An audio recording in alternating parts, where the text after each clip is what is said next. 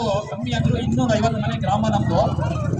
ದಯವಿಟ್ಟು ಬೇಜಾರಾಗಬೇಡ್ರಿ. ಯಾಕೆಂದರೆ ಇವತ್ತಿನ ಸಮಸ್ಯೆ ನಮ್ಮ ಸಮಸ್ಯೆ ಅಲ್ಲ, ಮುಂದಿನ ಫ್ಯೂಚರ್ ನಮ್ಮ ಮಕ್ಕಳಿನ ಸಮಸ್ಯೆ ಮಾತಾಡ್ತಾ ಇದ್ದೀನಿ.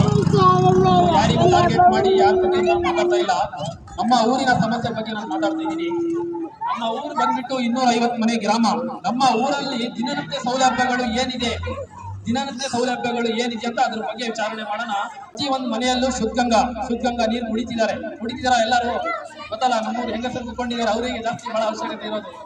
ಇಲ್ಲ ಅಂದ್ರೆ ಶುದ್ಧಗಂಗಾ ಕುಡಿಲಿಲ್ಲ ಅಂದ್ರೆ ನೆಗಡಿ ಆಗಿಬಿಡತ್ತೆ. ಒಂದು 250 ಮನೆ ಗ್ರಾಮದಲ್ಲಿ ಒಂದು ಕನಿಷ್ಠ ಅಂದ್ರೆ ಒಂದು 20 ಮನೆ ಗ್ರಾಮದಲ್ಲಿ ಕುಡಿತಿಲ್ಲ. ಆದ್ರೂ ನೆಂಟರು ಬಂದ್ರು ನನಗೆ ಗಂಡ ಹೇಳ್ತಾರೆ, ಹೋಗ್ರಿ ನೆಂಟರು ಬಂದಿದ್ದಾರೆ ಶುದ್ಧಗಂಗಾ ತಗೊಂಬರಿ ಅಂತ. ಆದ್ರೆ ನಾವು ರಾತ್ರಿ 11 ಗಂಟೆ ಆಗ್ಲಿ ಬೇರೆ ಊರಿಗೆ ಹೋಗಿ ಶುದ್ಧಗಂಗಾ ತರಬೇಕು. ಕರೆಕ್ಟಾ ಇಲ್ಲ? ಏನಾದ್ರು ತಪ್ಪಾಗಿ ಸೌಲಭ್ಯಗಳು ನಮ್ಮೂರಲ್ಲಿ ಇಲ್ಲ. ಅದ್ರ ಬಗ್ಗೆ ನಮ್ಮಂತರ ಯುವಕರು ಯೋಚನೆ ಮಾಡ್ಲೇಬೇಕಾಗತ್ತೆ. ಮತ್ತೆ ನಾವು ರೋಡಲ್ಲಿ ಏನ್ ಮಾಡ್ತಾರಂದ್ರೆ ವಯಸ್ಸಾದವರು ಅವರಿಗೆ ಬರಕ್ಕಾಗಲ್ಲ, ಆದ್ರೂ ಬರ್ತಾರೆ. ನಾವು ನೋಡ್ದಲ್ಲೇ ನಮಗೆ ನಾವೇ ಬಂದು ನಮ್ಮೂರಿಗೆ ಬಿಟ್ಟು ನಾವು ಡ್ರಾಪ್ ಮಾಡಿ ಹೋಗ್ತೀವಿ. ಯಾಕೆ ಅಂದ್ರೆ ನಮಗೆ ನೋಡಕ್ಕಾಗಲ್ಲ. ಆದ್ರೆ ದಿನನಿತ್ಯ ಸೌಲಭ್ಯಗಳು ಪ್ರತಿ ತಗೊಂಡು ಸಪೋರ್ಟ್ ಸಿದ್ದರಾಮಯ್ಯ ಸಪೋರ್ಟ್ ಅಕ್ಕಿ ಕೊಡ್ತಿದ್ದಾರೆ. ಆದ್ರೆ ನಾವು ಹೋಗ್ಬೇಕಂದ್ರೆ ಬೇರೆ ಊರಿಗೆ ಹೋಗ್ಬೇಕು. ಕರೆಕ್ಟಾ?